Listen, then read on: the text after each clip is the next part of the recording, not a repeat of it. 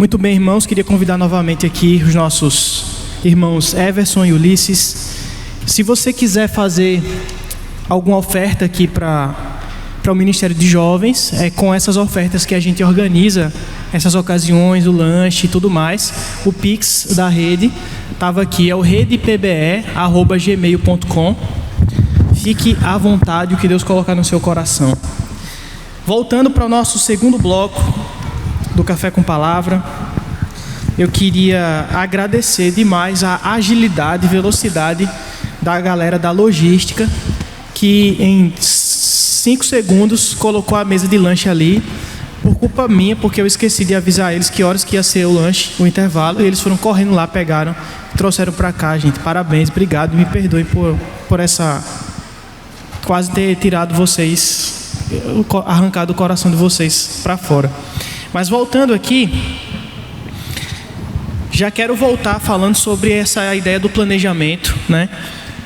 E dentre esses influenciadores mais conservadores e que fazem, de certa forma, fazem um proselitismo sobre os ideais deles, eles têm falado muito sobre a ideia do ser aberto à vida, no sentido de não usar qualquer método contraceptivo e considerar qualquer método contraceptivo como pecaminoso. Qualquer ideia de controle, de planejamento, como pecaminoso. A ideia é estar o tempo todo prontos para engravidar, sem utilizar qualquer tipo de bloqueio, né? Como é que a gente pensa sobre isso biblicamente? Existe espaço para planejamento familiar de uma forma bíblica, de uma forma sábia? Então, é importante, primeiramente, antes de tecer qualquer comentário a esse respeito, dizer que no meio, tanto católico quanto protestante, não há uma unanimidade com relação a essa opinião, né? Esse é um assunto que diverge muito, e se diverge muito, a gente já pode concluir que é porque a Bíblia não traz nenhum mandamento a respeito disso, ou pelo menos nada que seja explícito e que a gente possa aceitar como uma lei, como um mandamento de Deus mesmo, né? E se a Escritura não determina, a gente precisa, acredito eu, tratar o assunto de forma pastoral mesmo, usando o princípio que Paulo usou para aconselhar os coríntios, por exemplo. É sempre fazer aquilo para o bem do próximo, e seja o próximo o nosso cônjuge, seja o próximo o filho ou o futuro filho que possa vir, ou o meio que a gente está inserido, né? O fato é que a Bíblia fala que filhos são bênçãos, e filhos são bênçãos realmente, né? E isso é uma realidade inegável. Eu acho que o casamento, um dos grandes propósitos do casamento é justamente o propósito procriativo, que é a gente dar continuidade à nossa família, dar continuidade à própria humanidade através da procriação. Só que a gente precisa entender que o casamento não é só procriativo, ele tem outras finalidades também. O casamento ele tanto é unitivo, no sentido de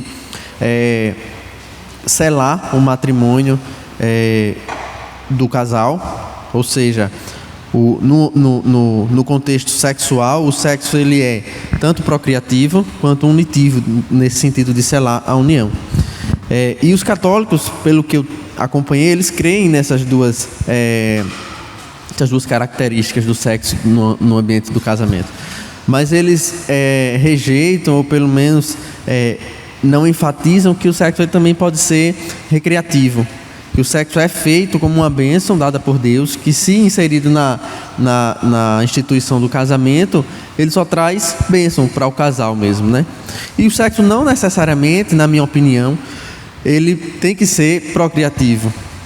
E eu digo isso justamente com a liberdade de, pela Bíblia, não nos trazer um mandamento explícito a esse respeito, a gente utilizar princípios para poder falar a respeito disso. O princípio do planejamento, que já foi falado aqui quando a gente falou sobre finanças, o princípio de pensarmos no próximo, na edificação do próximo, ou seja, se no meu ambiente familiar eu sei que o meu cônjuge está sobrecarregado, a gente tem 1 ou 2 filhos, a gente não tem uma rede de apoio, ou a gente está numa situação financeira difícil, não existe proibição bíblica que me impeça de planejar a vinda de um próximo filho, ou mesmo planejar o encerramento da quantidade de filhos que eu tenho. Pelo menos esse é o que eu acho que... Sim, quando a gente fala sobre contraceptivos, eu acho que vale fazer uma ressalva, e é importante que quando a gente fala sobre métodos para evitar a fecundação do óvulo, a gente precisa, como protestantes, como pessoas que acreditam na vida desde a sua concepção, evitar métodos abortivos. Isso é meio óbvio, mas é bom que a gente tenha isso muito claro, certo? Porque, veja, existem métodos que são abortivos, explicitamente abortivos, e existem métodos que são preventivos, para que o óvulo não venha a ser fecundado. Ou seja, certo? Esses métodos abortivos, pílula do dia seguinte, dispositivo intrauterino, né? Tem mais algum deles? Acho que aqui não tem ninguém especialista em método contraceptivo, mas pelo que a gente andou pesquisando, tem muita gente na internet, muitos profissionais de saúde que falam que o DIU não é abortivo. Sim. E assim, o método de atuação do DIU realmente não é abortivo, mas a grande questão é que nem sempre o método pelo qual o DIU age, ele não é abortivo. Ou seja, o DIU age se eu não me engano, ele age no líquido cervical da mulher para não permitir ou dificultar a passagem do sêmen, né? A passagem do espermatozoide. Só que, se acontecer uma falha nesse método inicial, o espermatozoide vai fecundar o óvulo da mulher. E aí o DIU vai ter uma segunda ação, que é justamente eliminando e impedindo que esse óvulo se prenda na parede do útero. E aí por isso que ele tem esse caráter que pode ser abortivo. Então, se você pesquisar no YouTube, o DIU é um método abortivo, a maioria dos profissionais vai falar que não. Mas se você pesquisar, eles mesmos vão explicar que eles consideram o não essa forma geral, mas eles também explicam que pode acontecer esse... Muito bom, Ulisses. Continua, Everson, por favor. É porque essa questão do contraceptivo é muito complicado, sabe? Nesse sentido, o que eu aconselharia é: busquem aconselhamento pastoral. Falem com um médico também responsável, né? Porque se você for falar com um médico que não entende que a vida começa na fecundação, então para ele não seria abortivo, né? Então, sempre que você pensar em, eu não quero ter filhos um sequencial ao outro, fale com o seu pastor, fale com algum pastor da nossa igreja, para que ele possa fazer um bom direcionamento em relação a isso, tá? Mas eu queria que a gente pensasse, gente, na questão dos filhos como uma bênção de fato, como de fato a Bíblia enxerga os filhos. Veja, quando a gente vai lá, acho que é no Êxodo, não sei se tu lembra, uma lei que Moisés passa para o povo, que é: se um homem em uma briga com outro homem acabar ferindo uma mulher que está grávida e essa criança morrer, esse homem deve ser morto, certo? Eu não vou lembrar agora o texto, mas se alguém talvez vier à mente aí, puder enviar para a gente aí, seria legal. Mas qual é a ideia? A Bíblia entende que a criança na barriga da mãe é uma vida, a ponto de que, se o homem feri-la, esse homem deve ser morto, certo? Há um valor intrínseco naquela pessoa. Nós entendemos que a vida acontece desde sua concepção, né?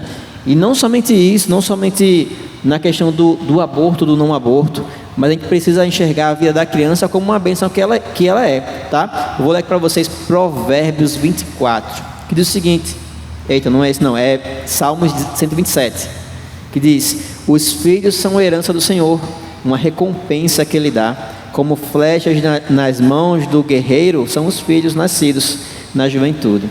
Feliz o homem que tem a sua aljava cheia deles. Veja, quando a gente vai ver os grandes perfis de mães católicas abertas à vida na internet, eu digo abertas à vida no sentido católico, né? Porque nós também somos abertos à vida, só que nós entendemos que é possível ter um planejamento familiar. Eu não preciso ter 10 filhos, porque existem circunstâncias, existem ocasiões para que eu devo pensar, né?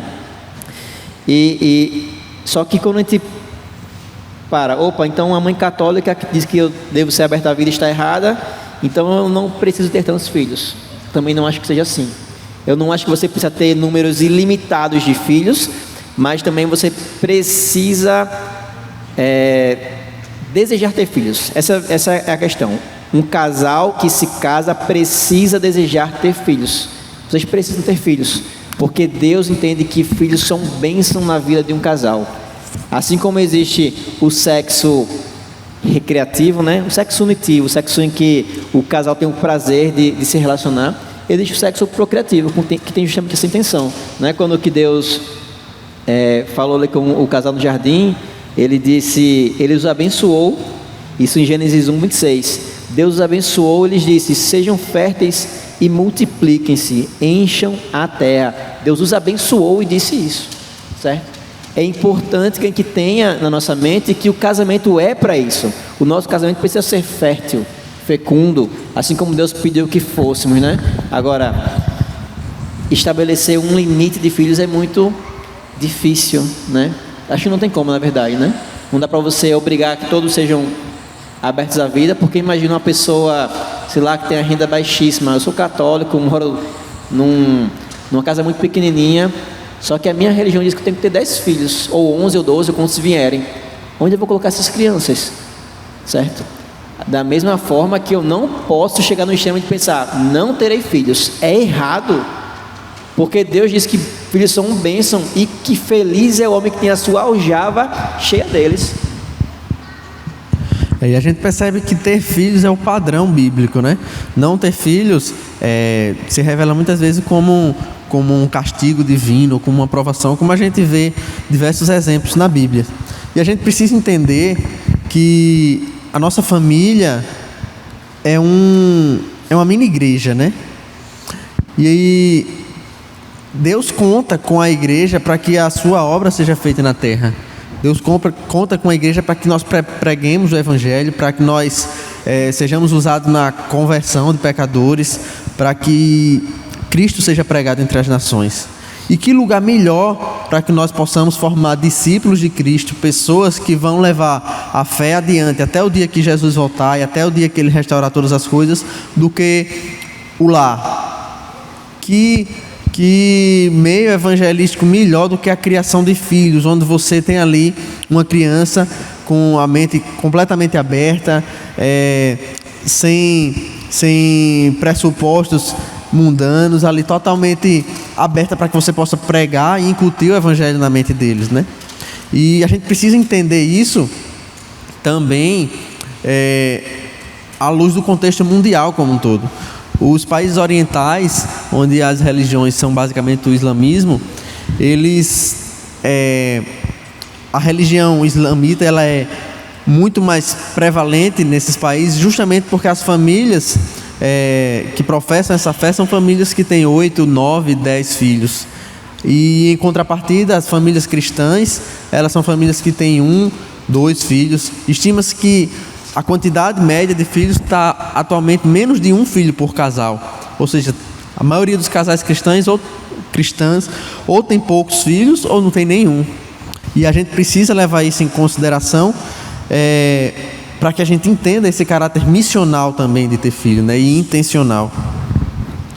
Eu acho que muito do pensamento de não ter filhos ou de ter o mínimo possível de filhos é muito pela ideia transmitida de que filhos dão muito trabalho, de que filhos te impedem de viver a sua vida, de que filhos vão te impedir de ter um mestrado, de ter um doutorado, de ter uma pós-graduação, de ter um carro melhor, de poder conhecer, sei lá, o Japão, a China, a Itália, de poder fazer uma viagem, né? De poder ter uma casa na praia.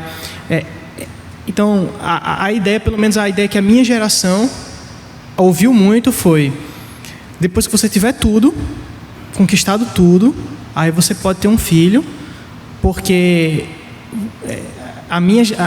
nós sofremos muito para lhe dar uma vida, né? Nós sofremos muito para colocar você na escola, então que o seu filho não passe por isso. E essa ideia acabou gerando um medo, gerando uma insegurança e buscando amparo bíblico sem encontrar, né?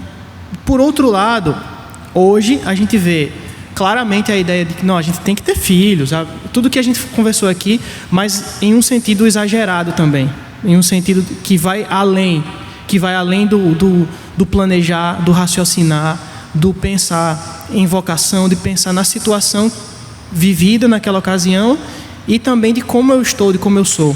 Ter um filho a qualquer custo, né? No sentido de alguém, por exemplo, a mulher tem um problema de saúde e vai ter um filho sem ter tratado exatamente aquele problema de saúde, ou o casal não vai poder fornecer o básico para aquele filho, e mesmo assim, não, eu tenho que ter filho porque minha fé está me obrigando a ter um filho, né? E esse desequilíbrio é que talvez tenha causado muito desses problemas, né? Tem faltado um pouco de olhar realmente o que a palavra de Deus diz e viver com base na sabedoria bíblica, né? Não em regrinhas, porque o que a gente vê muito é isso, as regrinhas. Não tenha filhos agora porque você é muito jovem, porque isso vai te atrapalhar a crescer na vida, você não vai dar uma boa vida para ele, ou então você tem que ter filho a qualquer custo. Tenha logo um filho, porque senão você está sendo desobediente a Deus. E aí a gente perde-se o equilíbrio bíblico, teológico, de como proceder em relação a isso, né? Vocês querem comentar algo? Posso fazer a próxima pergunta? Então, só complementando... Pode falar, Ulisses, por favor. Eu acho que a gente precisa, para tentar equilibrar esses extremos, sondar a motivação do nosso coração, né? O que é que tem nos levado a desejar ter filhos, ou o contrário, o que é que tem nos levado a não querer ter filhos? É o egoísmo no nosso coração, é o desejo por luxo, é o desejo por conforto, é a falta de fé que Deus ele pode prover, ou é realmente um problema de saúde, ou é realmente um grave problema financeiro, ou alguma coisa do tipo. Então é o que vai direcionar, né? À luz das Escrituras, a palavra de Deus, pelo poder do Espírito, vai mostrando as motivações do nosso coração, se estão corretas ou se não.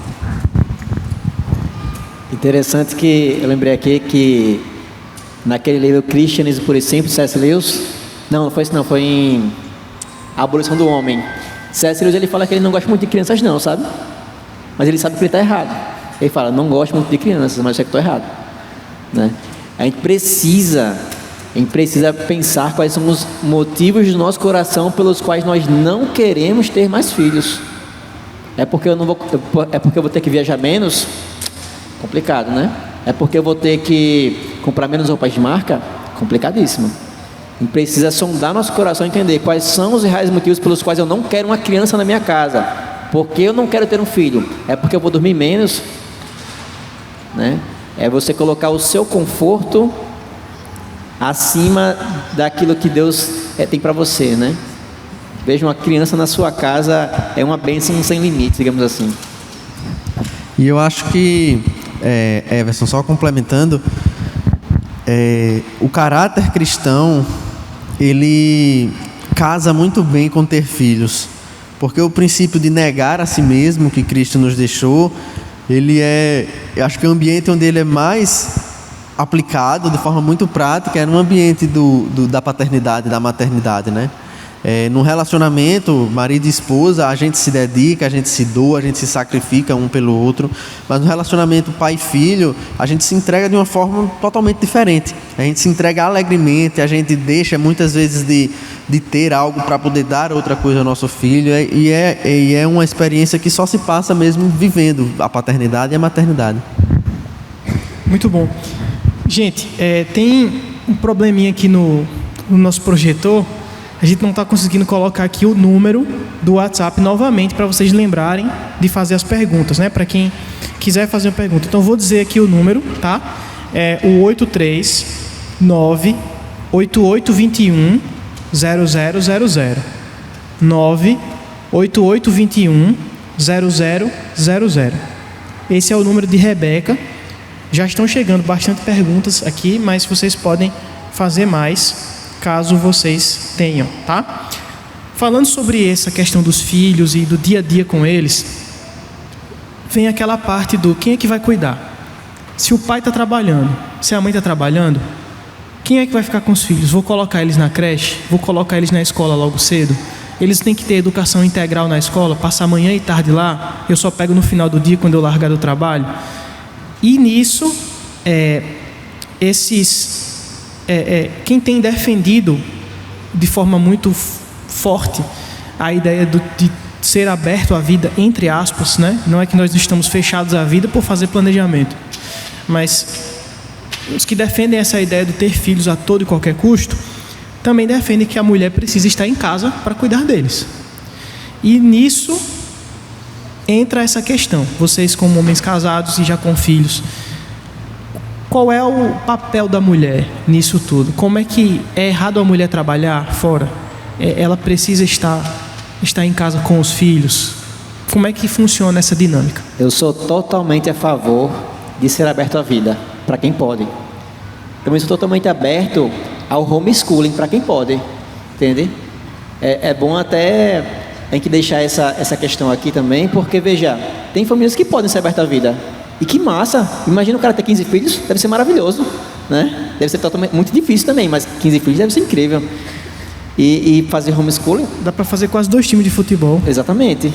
Se for de futsal, dá para competir um contra o outro, né?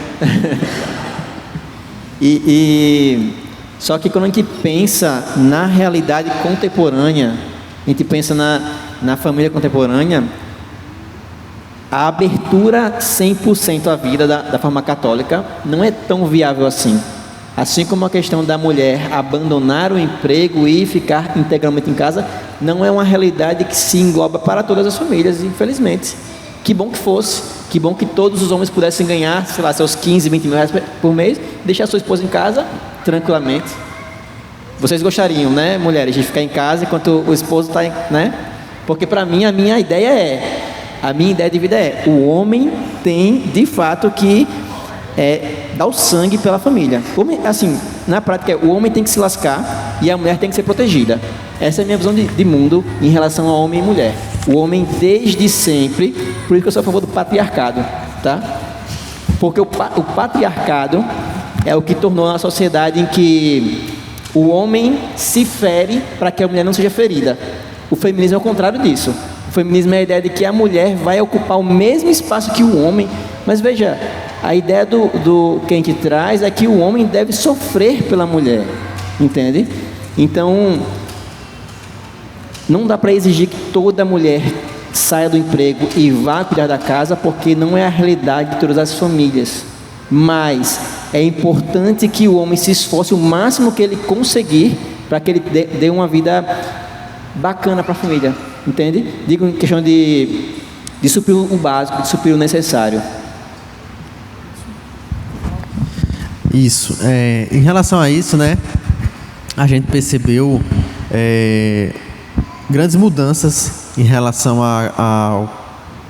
ao que se entende a respeito de direitos das mulheres, do papel da mulher na sociedade e tudo mais. Grandes dessas mudanças, é bom que se diga que foram positivas, né? Porque a mulher, nós sabemos que ela, durante muitos anos, ela foi invisível, ela foi muitas vezes explorada, ela foi muitas vezes maltratada, sem direitos, praticamente vivendo no anonimato. E aí, grandes lutas foram importantes para a conquista desses direitos das mulheres.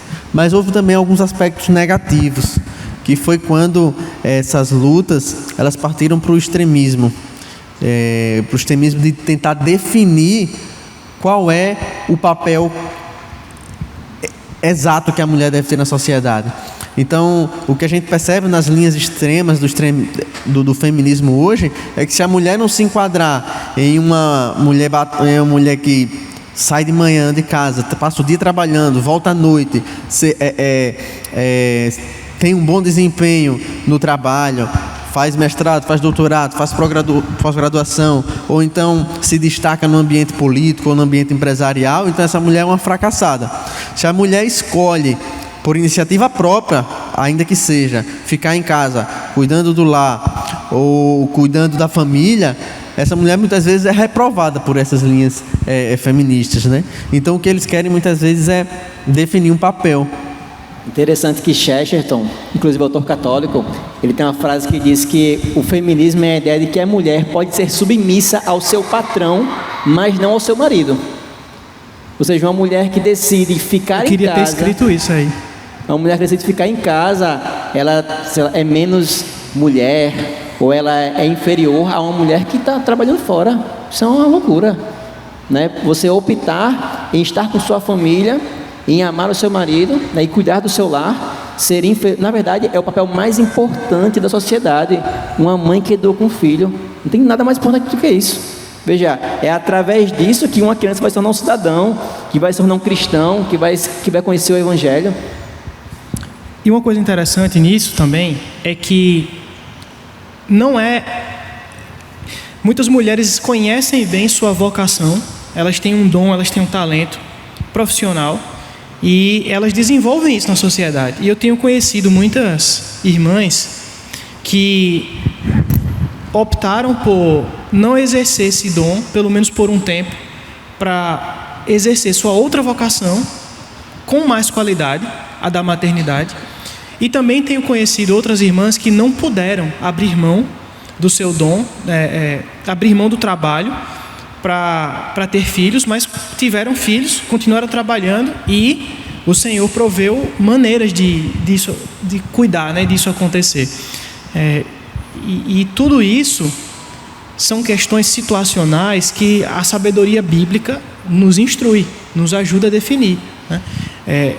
É uma bênção que uma mãe possa, percebendo o seu chamado ali da maternidade, a missão que Deus lhe deu de, eu não vou trabalhar aqui agora, e tudo isso ser combinado em família, isso ser ajustado para ela trabalhar em casa. Ali é trabalho, e é muito trabalho em casa, né? E há outras mulheres que desejam voltar a exercer sua vocação profissional no mercado de trabalho, no mundo, de maneira missional também, mas sem deixar de lado a maternidade, sem abrir mão da maternidade. Acho que o que a gente está discutindo aqui é exatamente não entrar nos extremos, né? Até porque muito do trabalho hoje em dia, no século XXI, pode ser feito de casa também, né? E é importante a gente lembrar também que a Bíblia não proíbe a mulher de trabalhar. Pelo contrário, a Bíblia dá exemplos de mulheres que trabalharam e que ainda assim foram cristãs piedosas, ou se for no Antigo Testamento, foram mulheres piedosas. O último capítulo de Provérbios, capítulo 31, ele dá exemplo de uma mulher que trabalhava. Diz que a mulher acordava cedo, organizava a rotina da família, delegava as funções para as servas, saía para trabalhar, participava do comércio, trabalhava pesado na agricultura, e ainda faz uma menção dizendo que os braços dela eram fortes de trabalhar. No Novo Testamento a gente vê vários exemplos de mulheres como Lídia, que era comerciante de púrpura, como Priscila, esposa de Áquila, que trabalhou com Paulo, que era fabricante de tendas, né? Então, assim, a mulher não está proibida de trabalhar de forma alguma, mas é preciso que a mulher entenda também que existem fases na vida dela. E uma dessas fases é a maternidade. Um casamento, como a gente viu, o padrão de um casamento cristão é que tenha filhos. E a mulher vai passar por essa fase da maternidade. E essa fase da mulher na maternidade, ela não vai durar para sempre. É importante falar isso, né? Um exemplo que eu dou é o exemplo lá de casa mesmo. Como eu falei, quando a gente casou, eu e minha esposa trabalhava. Quando ela engravidou, ela tinha passado em um concurso público, nós morávamos no interior. E aí passou a gestação inteira afastada, porque ela teve uns problemas de gestação. E quando o Caleb nasceu, 6 meses depois, eu fui chamado para um concurso que eu assumi aqui em João Pessoa. E aí eu pude ter a condição de dar a opção a ela de manter o trabalho no interior ou de vir para cá e se dedicar à maternidade. Ela teve a total liberdade de escolher. Como lá não valia tanto a pena, ela escolheu vir para cá, ficar cuidando de nós, e deu super certo. É tanto que hoje ela se identificou muito com a maternidade. E hoje ela nem pensa em voltar a trabalhar, pelo menos não no que ela fazia anteriormente, né? Inclusive, a mulher de Provérbios 31, ela é uma empreendedora, né? O que o texto fala é que ela seleciona lã e linho com prazer, trabalha com as mãos. Ela vende terrenos e compra terrenos, enfim. É uma mulher empreendedora, né? Uma mulher que se dedica ao comércio da família e à família. E aí entra a questão de, ok, a minha esposa vai ficar em casa e vai cuidar dos filhos, mas o trabalho do homem não para por aí. Quando a gente lê ali em Efésios 6:4, diz assim: pais, não irritem seus filhos, antes criem-nos segundo a instrução e o conselho do Senhor. Essa palavra aqui, pais, ela não está se referindo no original aos pais e às mães. Em uma pregação do Augusto Nicodemos, ele fala que essa palavra aqui se refere ao pai, ao homem. É trabalho do homem também educar os seus filhos, porque a gente vê hoje muito uma situação em que a mulher se dedica a instruir a criança, a educar a criança, e o pai, não, meu dever é trabalhar. Não é, né? Assim como a mulher não tem que viver apenas só para o trabalho, o homem também não. O homem tem que se dedicar também à família, faz parte disso. Por isso que é muito mais difícil você ser empreendedor e cristão, porque você não pode se dedicar ao trabalho 24 horas por dia, como uma pessoa uma pessoa mundana, digamos assim, né? A pessoa que tem apenas o trabalho e não tem a Deus, ela vai se dedicar 24 horas por dia, e talvez você nunca vença essa pessoa com seu empreendimento, se for seu concorrente, né? Mas o cara que ele é empreendedor e cristão, ele tem que empreender, ele tem que cuidar da família, ele tem que servir na igreja, ele tem uma série de tarefas que não podem ser negligenciadas, porque o trabalho é importante, mas ele não é tudo na vida. Excelente, muito bom. Vamos partir para as perguntas dos irmãos aqui. A primeira pergunta que nos chegou é: Deus promete prover o necessário, onde dormir e o que comer. Falar que as necessidades mudaram não seria perigoso, olhando para as Escrituras? Então, né, eu acredito que não, porque a gente não está falando de uma alteração, não sei se foi isso que o irmão quis perguntar, de alteração de valores bíblicos ou de doutrinas bíblicas. A gente está falando da evolução da sociedade como um todo, né? E a gente vê essas necessidades se alterando ao longo da Bíblia.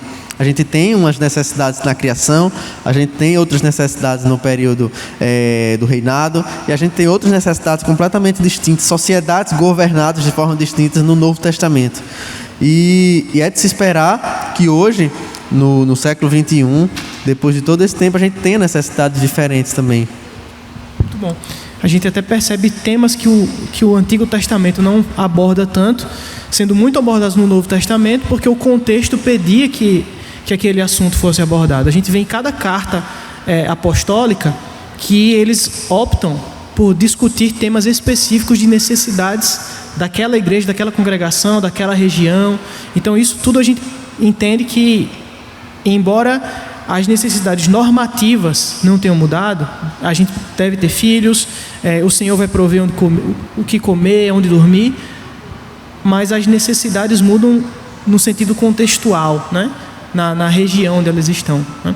Sim, né? Por exemplo, quando Paulo, na época de Paulo, quando ele escreveu, ele não se preocupava em escola para crianças, ele não se preocupava com plano de saúde. É um contexto completamente diferente.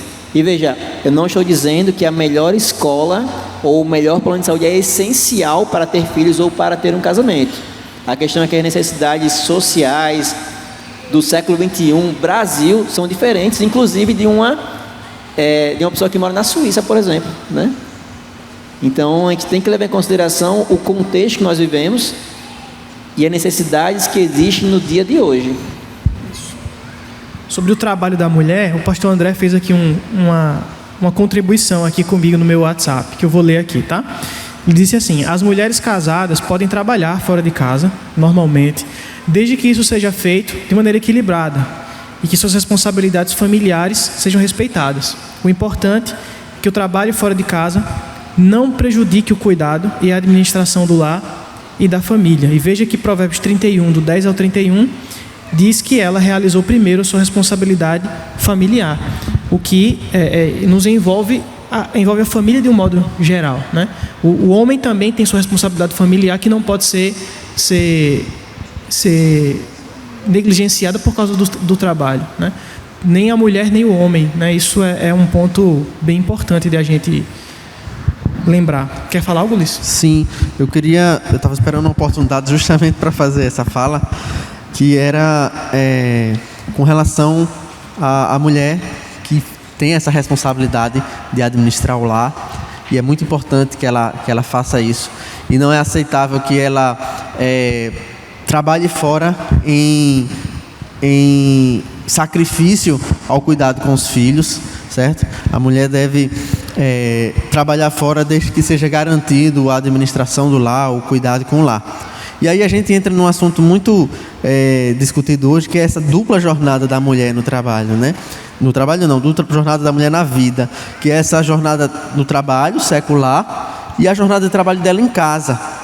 Isso aí é muito importante a gente chamar a atenção para os homens. Nós precisamos dar apoio para que nossas esposas elas possam exercer essa administração do lar. E considerando e reconhecendo o trabalho delas no lar como trabalho de verdade, como trabalho digno, trabalho de valor e trabalho que mereça reconhecimento verdadeiro. E isso pode ser feito em situações práticas muito, muito fáceis. Por exemplo, a gente tem uma grande tendência de cair no erro de, ao chegar em casa cansado, 5 horas da tarde, 6 horas da tarde, achar que a gente tem o direito de sentar no sofá, botar o pé para cima e descansar, e a nossa esposa que passou o dia em casa, a gente tem a sensação às vezes que ela passou o dia descansando. A gente passou o dia fora, está cansada, a nossa esposa passou o dia em casa, está descansando. A gente pode cair muitas vezes nesse erro. E muitas vezes ela está cansada, às vezes muito mais do que a gente, porque ela se desgastou física, psicológica e emocionalmente no cuidado com os nossos filhos. É muito mais difícil cuidar de criança do que trabalhar, infinitamente mais difícil. Pergunta aqui sobre finanças no casamento, na família. Quando somos solteiros, temos a mentalidade de que o dinheiro que ganhamos é particularmente nosso. Qual deve ser nossa mentalidade quando casamos? Como um casal de noivos ou recém-casados deve preparar o seu pensamento sobre as finanças que agora são conjuntas? Eu entendo que não existe dinheiro do homem e dinheiro da mulher, é o dinheiro da família. Dentro do casamento é o dinheiro da família e ele deve ser administrado em conjunto, o esposo e a mulher, para que os objetivos da família sejam cumpridos, certo? Até porque quando vocês se casam, se tornam uma só carne. Não existe a ideia de ter uma conta sua e uma conta dela, por mais que você possa ter uma conta separada, mas digo, no conjunto em si, a administração familiar é do casal. E até para que a mulher tenha a sensação de que ela também é remunerada. Embora o trabalho dela não seja numa empresa de carteira assinada, mas ela entender que a remuneração que foi adquirida através do marido trabalhando fora é a remuneração do casal. E que ela tem direito porque ela trabalhou também. Então o trabalho ele é da família, então a remuneração também é da família. Muito bom. Uma pergunta mais prática acerca disso, do trabalho e família, né? Como gerir o tempo entre trabalho e família com o objetivo de não negligenciar algum dos dois? Ótimo, eu também quero saber qual é a resposta. Eu acho que a gente precisa estar presente nos horários que a gente tem que estar presente nos determinados locais, né? Então, se a gente está ali 8 horas no trabalho, a gente tem que passar as 8 horas no trabalho. Acabou as 8 horas, a gente vai para casa e se dedica integralmente às atividades de casa, ajudando a esposa, ou educando os filhos, ou cuidando dos filhos mesmo. Acho que o que a gente não pode e precisa evitar ao máximo é trazer o trabalho do trabalho para casa, ou levar as preocupações de casa para o trabalho também. No meu caso, eu nunca saio do trabalho porque eu trabalho em casa. Então, eu acho que cabe uma conversa com o cônjuge para que possa definir as prioridades, certo? Tem que fazer culto doméstico, tem que levar a criança na escola, tem que fazer almoço, certo? Então, toda essa questão acho que vai ser um pouco individual de cada casal, né? Ter uma conversa clara sobre papéis, sobre tarefas dentro de casa, porque na prática vai ser assim, vai ser individual para cada casal, né? Tem um vídeo muito bom do pastor Matt Chandler, que ele fala sobre masculinidade bíblica, que eu queria citar aqui o que ele diz. Ele faz o seguinte, ele fala sobre o homem querer descansar para tirar férias. Ele diz, se você prestar atenção, você pode tirar 1 mês de férias. Você não fica descansado, porque você ficou fazendo muitas outras coisas. E ele diz que quando chega cansado do trabalho, passa o dia todo trabalhando, o homem chega em casa, para o carro na garagem. O que é que ele faz e pensa? O que é que ele pensa para fazer? Agora eu vou chegar em casa, vou sentar no sofá e vou ver TV. Mas não é isso que o homem cristão faz. Ele diz, o homem cristão, quando chega em casa, que ele estaciona o carro, que ele está na porta de casa, ele ora a Deus e diz, renove minhas forças, porque agora eu vou trabalhar em casa. E aí ele chega em casa e vai para as crianças. Brinca de cavalinho, monta quebra-cabeça, tira as dúvidas delas, pergunta tudo a elas, coloca para jantar, ora com elas, pergunta como está o coração de cada uma delas. Depois que coloca para dormir, chegou a hora de descansar também. Não, chegou a hora de conversar com a esposa. Perguntar como foi o dia dela, de orar com ela, de conversar com ela, orar juntos e então dormir. E ele fala isso eu vi esse vídeo há uns 10 anos, há muito tempo. Mas ele norteou muito a minha mente sobre como é a vida de um homem cristão no seu dia a dia. Não é chegou do trabalho, acabou suas atividades. Não, você vai se dedicar em casa e o Senhor vai te dar força para fazer o que você tem que fazer ali, né? Sim. Eu posso comentar? Pode, por favor. Eu queria só dar um recado para quem está namorando ou para quem está noivo. Não quero destruir relacionamentos, mas você precisa observar desde já a conduta do seu namorado ou da sua namorada em relação à preguiça, em relação ao relacionamento com Deus, em relação às preocupações da vida. Se ele pensa apenas no jogo de futebol, é de se alertar, sabe? Converse com a mãe do seu namorado, com a mãe do seu noivo. Ele é um cara preguiçoso, ele não vai trabalhar. Você precisa se preocupar com isso, porque no casamento você vai ter que lidar com isso, porque o casamento não é temporário, né? Ele não é algo que deveria acabar, certo? Então, se você não se preocupa com isso agora, antes do casamento, você vai ter que resolver isso dentro do seu casamento. Mesmo. Outra pergunta aqui. É errado tentar dar o melhor para o meu filho? Não sei onde está o erro nisso. Se alguém sofreu e quer melhorar. Qual é o erro em querer corrigir o erro do seu pai, sendo melhor do que ele foi? Não, então, acho que o que a gente falou aqui, que não é errado a gente tentar dar o melhor para o nosso filho. O que é errado é a gente colocar esse desejo de dar o melhor para o nosso filho em um altar onde a gente quer suprir ele, e às vezes nem é necessidade, às vezes é luxo mesmo. E eu acho que quando a gente falou que dá o melhor para o nosso filho, a gente falou no contexto de escolher ter filhos apenas quando a gente puder dar o melhor para ele, ou casar apenas quando a gente estiver nas condições perfeitas. Eu acho que o filho existindo, a gente tem que se preocupar sim, em dar o melhor que a gente pode, né? Com certeza. Outra pergunta aqui. Tendo em vista o texto de Mateus 6, 25 ao 34, e eu vou ler aqui brevemente, é o texto que fala sobre a ansiedade. Por isso vos digo, não andeis ansiosos pela vossa vida, quanto ao que é a vez de comer ou beber, nem pelo vosso corpo, quanto ao que é a vez de vestir. Não é a vida mais do que o alimento e o corpo mais do que as vestes? Esse é o versículo 25. Né? Não vou ler todo, perdão. Não vou ler todo porque o texto é longo, né? E vai falar sobre as aves no céu, sobre os lírios do campo, né? Basicamente isso. E aqui a pergunta é, tendo em vista esse texto, quando a preocupação pela prudência começa a ferir o princípio de dependência ensinada por Cristo? Quando a preocupação pela prudência, o desejo de ser prudente, começa a ferir o princípio da dependência, de confiar e depender somente de Deus, como Cristo ensinou. É difícil, na verdade, sabe? Porque a mesma Bíblia que diz confie no Senhor é a Bíblia que diz trabalhe. E trabalhe muito, né? Porque, veja, a gente não pode apenas observar o texto que fala confie em Deus e pensar, opa, agora eu vou só confiar em Deus, não vou fazer nada, ou vou só descansar. Porque, veja, eu trouxe vários textos em relação a isso, não vou ler todos, tá? Mas veja, Provérbios 6,6 diz, vá ter com a formiga, ó preguiçoso. Olhe os caminhos dela e seja sábio. E aqui um alerta sobre a preguiça, certo? Provérbios 13 diz, a alma do preguiçoso deseja e nada consegue, mas a alma dos diligentes se farta. Paulo, em certo momento, ele escreve, se aquele que não quer trabalhar, também não coma, certo? A questão, principalmente de uma teologia reformada, nós precisamos depender do Senhor, entender que tudo que nós temos e possuímos foi Ele quem colocou em nossas mãos, mas precisamos nos esforçar para isso, o máximo que conseguir. Se você consegue dar uma vida de princesa para sua esposa, excelente, se esforce o máximo para que ela tenha uma vida de princesa. tá? Mas confie no Senhor, que aquilo que você tem foi Ele que colocou em suas mãos. Seja grato por isso. E uma última pergunta sobre ter filhos. Como lidar com os influencers que são pais, mas possuem um padrão de vida muito alto de produtos e roupas de luxo? Como cuidar para que essa cultura de consumo não invada o nosso coração?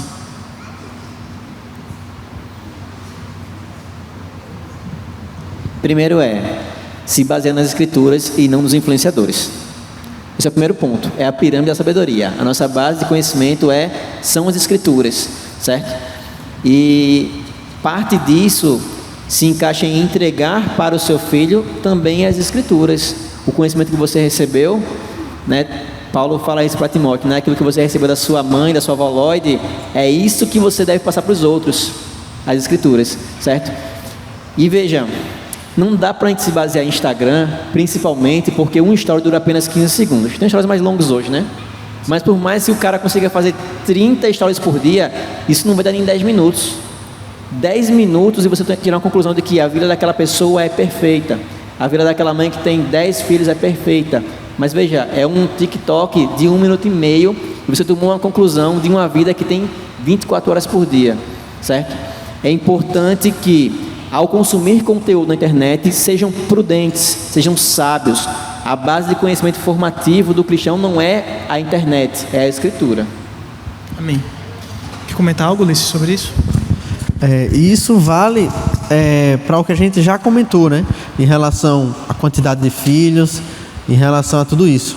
Porque essas pessoas, muitas vezes, têm um padrão de vida alto e aí elas têm 5, 6, 7 filhos, porque elas têm condição de delegar muitas vezes as funções e as responsabilidades com esses filhos, né?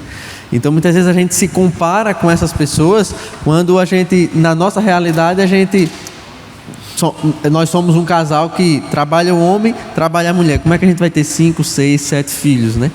E aí, quando a gente se compara e se espelha na vida desses influencers que tem um poder aquisitivo infinitamente maior do que o nosso, a gente não faz uma comparação igualitária, né? Excelente, irmãos.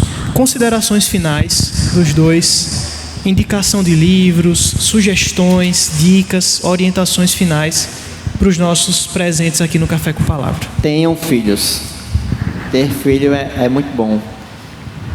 Trabalhem o máximo que vocês puderem, mas não entendam o trabalho como o fim principal de vocês. Não é esse para que vocês foram chamados, né? Vocês vão cumprir funções de psicólogos, de advogados, de pedreiros, arquitetos, etc. Mas a sua principal função não é essa. O seu trabalho não é você. Lembre-se, Deus te chamou de filho, né? Imagina se a mentalidade de Deus fosse igual a nossa, né? Ter filhos é muito trabalhoso. Não é. Antes vocês eram escravos, agora são chamados de filhos. Entendam que até para Deus ter filhos é bom, né? Porque Ele nos vê assim, como filhos. E confie no Senhor. Confie de que Ele irá suprir todas as suas necessidades. Por quê? Porque Ele prometeu. Nós confiamos nessa palavra.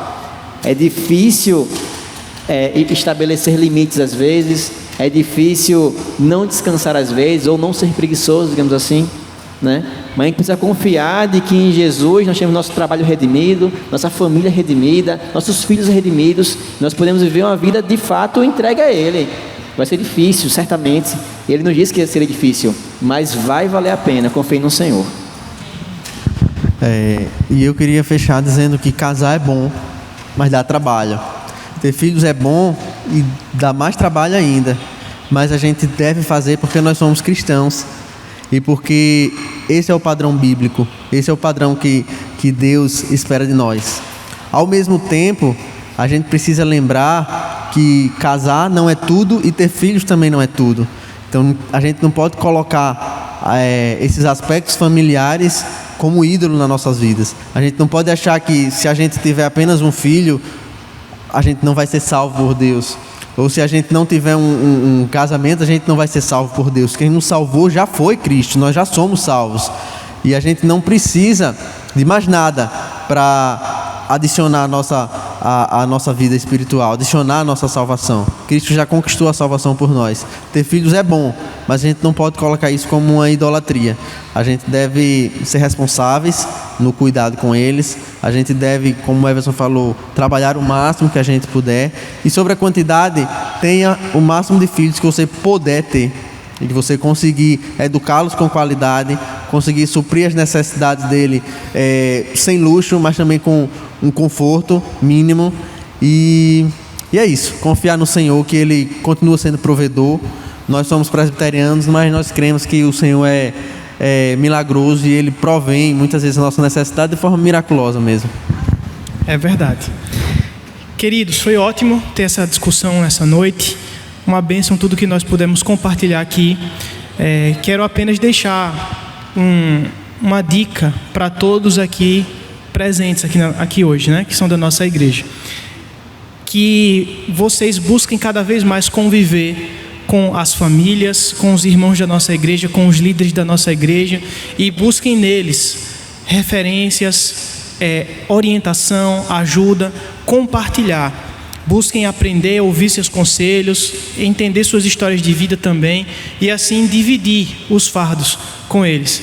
É claro que a gente pode e deve continuar consumindo bastante conteúdo nas redes sociais. Existe conteúdo de muita qualidade, mas eu acredito profundamente no discipulado pessoal, e nós temos investido bastante nisso em nossa igreja, e temos muitos irmãos capazes de também nos ajudar, nos ajudar a caminhar juntos e a crescer mais na vida cristã.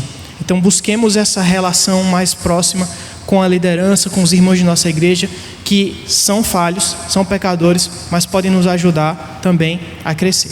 Amém, irmãos? Vamos fazer uma oração e encerrar o nosso Café com Palavra dessa noite? Senhor, nós te agradecemos, te louvamos, ó Deus, por tudo que o Senhor nos permitiu conversar nesta noite, por todo o aprendizado, por tudo o que o Senhor nos permitiu aprender nessa noite. Muito obrigado, ó Deus, pelas vidas de Everson, de Ulisses. Muito obrigado por tudo que o Senhor falou por meio deles, e te pedimos, ó Deus, nos ajuda a viver de forma santa, a viver de forma piedosa, a respeito de família, a respeito de trabalho, a respeito de finanças, de vida para a Tua glória. Nos ajuda a viver diante de Ti, a buscar crescimento espiritual, a buscar instrução bíblica a respeito de todas essas questões. Nos ajuda, ó Deus, a não viver na insegurança, na dúvida, mas a buscar as respostas que o Senhor tem para nós na Sua palavra, tanto diretamente nela, como também pelas vidas daqueles que já experimentaram muito da Tua provisão, muito das Tuas bênçãos, e têm testemunhos a compartilhar conosco.